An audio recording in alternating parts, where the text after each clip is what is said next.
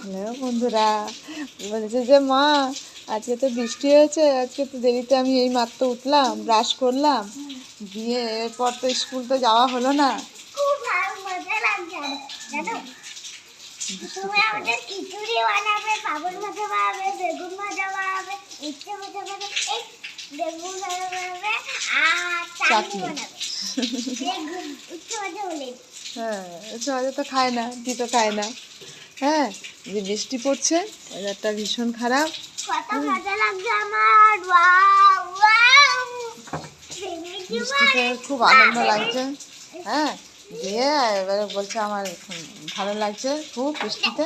আমি ঝাপাচ্ছি, আবার কোথায় যাবো না।